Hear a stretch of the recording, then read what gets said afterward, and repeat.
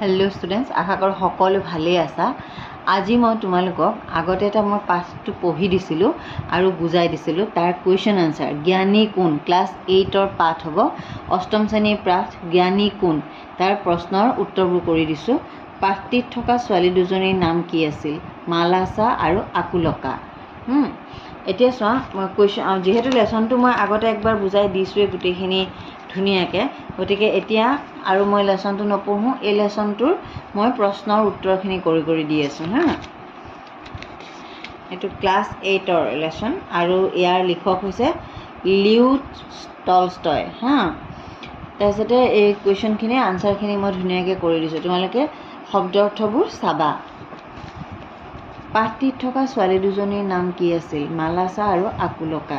ছোৱালী দুজনীৰ মাজত কোন সৰু আৰু কোন ডাঙৰ আছিল মালাসা সৰু আৰু আকুলকা ডাঙৰ আছিল। কাৰ নতুন চুলাত কোনে পানী ছটিয়াইছিল আকুলকাৰ নতুন চুলাত মালাসাই বোকা পানী ছটিয়াইছিল।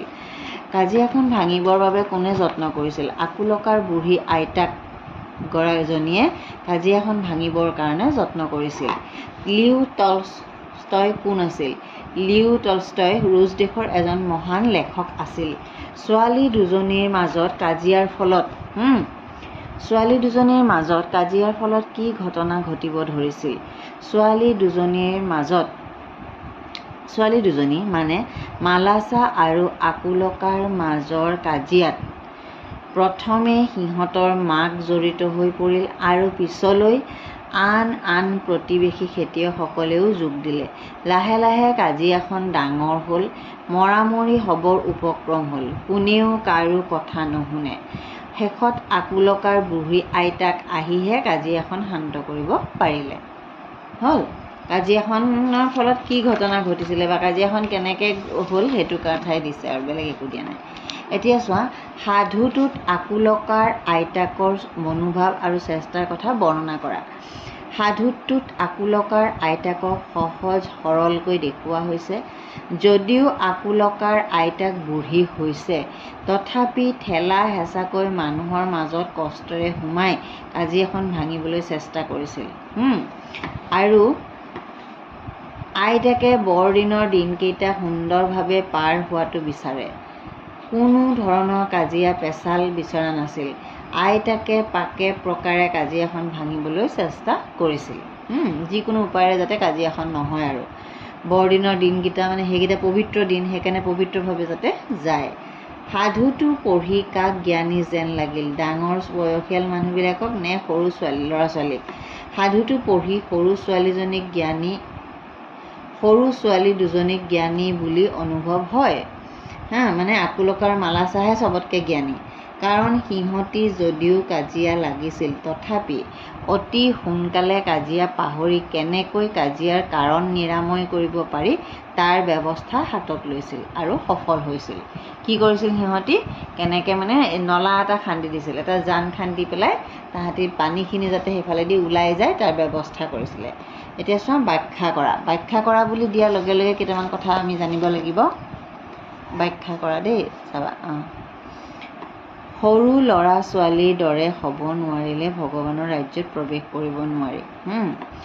উক্ত বাক্যশাৰী আমাৰ পাঠ্যপুথিৰ জ্ঞানী কোন পাঠটিৰ পৰা উদ্ধৃত বা তুলি অনা হৈছে বুলি লিখিব পাৰা। কিছুমানে যদি এই বানানটো ভুল মানে শুদ্ধকৈ লিখিব নোৱাৰা তেতিয়া তুলি অনা হৈছে বুলি লিখিবা একেটাই মিনিংটো। লিখক লিউ টলষ্টয়ে এই পাঠটিত সৰু ল'ৰা ছোৱালীবোৰক অতি সাধাৰণ আৰু নিষ্পাপ বুলি কৈছে যে ভগৱানৰ সুন্দৰ ৰাজ্যখনত এনে সৰু সৰু ল'ৰা ছোৱালীবোৰহে বাস কৰিবৰ বাবে উপযোগী। ভগৱানৰ সৰু হেৰিবিলাকত এইটো কি কয় সুন্দৰ ৰাজ্যখনত এনে সৰু সৰু ল'ৰা ছোৱালীবোৰহে বাস কৰিবৰ বাবে উপযোগী হয় কাৰণ তেওঁলোকৰ মনবোৰ স্বাৰ্থ বিজড়িত।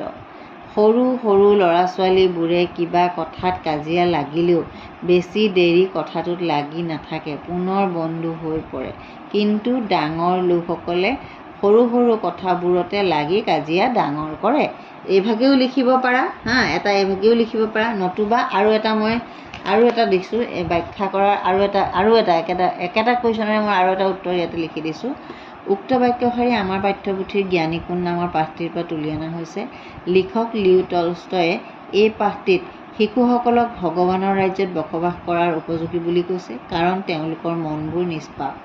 গল্পটোত মালাছা আৰু আকুলকাৰ মাজত এটা সৰু কথা এটি কাজিয়া হৈছিল, কিন্তু ক্ৰমে কাজিয়াখনত তেওঁলোকৰ মাক দুগৰাকী আৰু পিছলৈ ওচৰ চুবুৰীয়া খেতিয়কসকল প্ৰত্যক্ষভাৱে জড়িত হৈ পৰিল।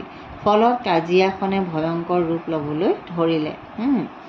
কিন্তু এইবোৰৰ মাজতে মালাছা আৰু আকুলকাই কাজিয়া পাহৰি জমা হৈ ৰোৱা পানীখিনি খাল খান্দি বোৱাই পঠোৱাৰ যি ব্যৱস্থা কৰিছিল বা যি চেষ্টা কৰিছিল, তাকে দেখি আকুলকাৰ বুঢ়ী আইতাক জনীয়ে কৈছিল যে তোমালোক ডাঙৰবোৰে কৰিব নোৱাৰা কাম এটা সৰু ছোৱালী দুজনীয়ে কৰি দেখুৱালে, আৰু সেইকাৰণে এই উক্ত বাক্যশাৰী কৈছে।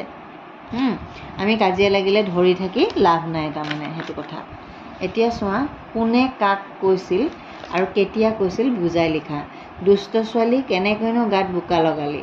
এই কথাষাৰি আকুলকাৰ মাকে কৈছিল। কাক কৈছিল? আকুলকাক কৈছিল।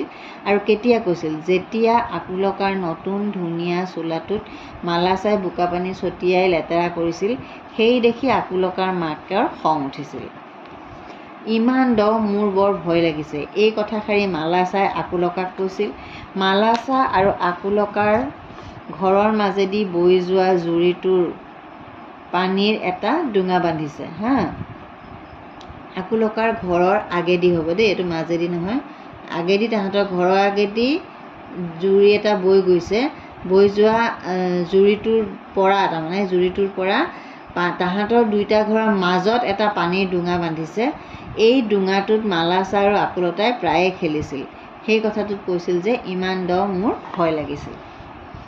এতিয়া চোৱা, বোপাহত বৰদিনৰ দিনকেইটা তোমালোকে এনেকৈ কটাব খুজিছা নেকি? ক'ত ঈশ্বৰৰ নাম ল'বা, পাপতহে লিপ্ত হৈছা। বৰদিনৰ দিনকেইটা হৈছে নতুন বছৰ আহে, সেইকাৰণে সেইকেইটা দিনত মানুহে ধুনীয়াকৈ মানে ভগৱানৰ নাম লৈ পাৰ কৰে, হিংসা বিদ্বেষ ত্যাগ কৰে। কিন্তু এই কথাষাৰ কোনে কৈছিল? উক্ত বাক্যশাৰী আকুলকাৰ আইতাকে কাজিয়াত লিপ্ত হোৱা লোকসকলক উদ্দেশ্যি কৈছিল। মালাছা আৰু আকুলকাই পানীৰ ডোঙাত খেলি থাকোঁতে মালাছাই আকুলকাৰ গালৈ বোকা পানী ছটিয়াইছিল। আকুলকাই বৰদিনৰ বতৰ বাবে নতুন চোলা পিন্ধি আছিল। সেই নতুন চোলাটোত বোকা পানী লাগিলত খং উঠি মালাছাক মাৰিবলৈ খেদি গ'ল। ইয়াৰ পৰাই ক্ৰমে কাজিয়া আৰম্ভণি হৈছিল। প্ৰথমতে তেওঁলোকৰ মাক আৰু পিছলৈ চুবুৰীৰ খেতিয়কসকল কাজিয়াত যোগ দিয়ে। কাজিয়াখন ডাঙৰ হৈ মৰামৰিৰ উপক্ৰম হ'বৰ সময়ত আকুলকাৰ কি লিখিছোঁ বুজিছেনে? কাজিয়াখন ডাঙৰ হৈ মৰামৰিৰ উপক্ৰম হ'বৰ সময়ত, মানে এই মৰামৰি লাগু আৰু ইটোৱে সিটো গালে মাৰিছে অলপ অলপ, তেনেকুৱাতে আকুলকাৰ বুঢ়ী আইতাকে কাজিয়া ভাঙিবৰ চেষ্টা কৰিবলৈ আহি এই বাক্যশাৰী কৈছিল। বুজি পাইছা? এতিয়া আহিলোঁ আমি বাক্য ৰচনা দেই। বাক্য ৰচনা এতিয়া চোৱা, বাক্য ৰচনা কি কি আছে? ডোঙা, মালাছা আৰু আকুলকাই পানীৰ ডোঙাত খেলি আছিল। জানটোৰ দুয়োকাষে সুন্দৰ সুন্দৰ ফুল ফুলি আছে। এইটো জান আকৌ মানে মানে মানে বয়ফ্ৰেণ্ডে গাৰ্লফ্ৰেণ্ডক কোৱা জান নহয় দেই, বা মানে মৰমত মতা জানটো নহয়, মাকে কেঁচুৱাক মতা জানটো নহয়। এইটো জান হৈছে পানী বৈ যোৱা। জানটোৰ দুয়োকাষে সুন্দৰ সুন্দৰ ফুল ফুলি আছে। খেতিয়কসকলৰ বাবে আমি খাদ্য খাবলৈ পাওঁ। খেতিয়কে যদি খেতি নকৰে আমি ভাত খাবলৈ নাপাওঁ, ৰুটি খাবলৈ নাপাওঁ, দালি নাপাওঁ ইত্যাদি। মূৰ্খালি, কাজিয়া কৰাটো মূৰ্খালিৰ পৰিচয়।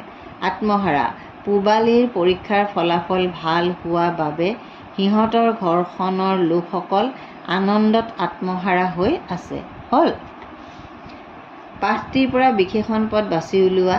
ডাঙৰ এটা বিশেষণ পদ, সৰু বিশেষণ পদ, নতুন বিশেষণ পদ, হালধীয়া বিশেষণ পদ, নীলা বিশেষণ পদ, একাঠু বিশেষণ পদ, বৰ বিশেষণ পদ, বোকাপানী বিশেষণ পদ, হাঁহিমুখ বিশেষণ পদ আৰু মূৰ্খালি বিশেষণ পদ।